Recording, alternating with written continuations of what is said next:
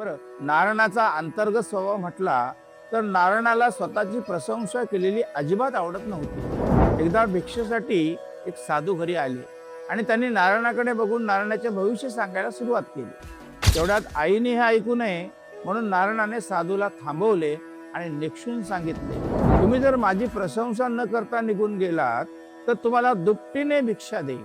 अशी उत्तम लक्षणे नारायणाच्या अंतरी असायची. नारायण म्हणजे थोरा मोठ्यांचा आदरयुक्त सन्मान, दीन दुबळ्यांची निष्काम सेवा.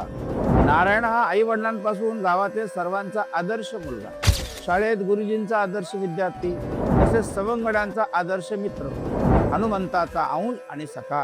आणि विशेष उल्लेखनीय म्हणजे आताचे संत महंत साधू महाराज आणि आपल्या सर्वांना शिकण्यासारखे ते म्हणजे आपल्या सर्वांचे सद्गुरू हे सगुण साकार स्वरूपामध्ये असतात आणि त्यांच्याकडूनच आपण उपासना मंत्र अर्थात अनुग्रह घेतो.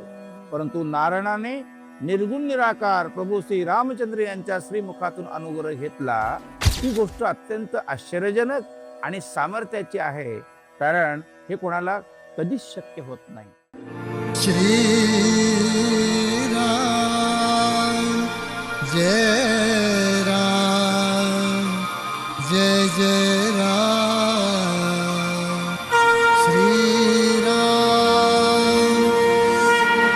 अर्थ तिथ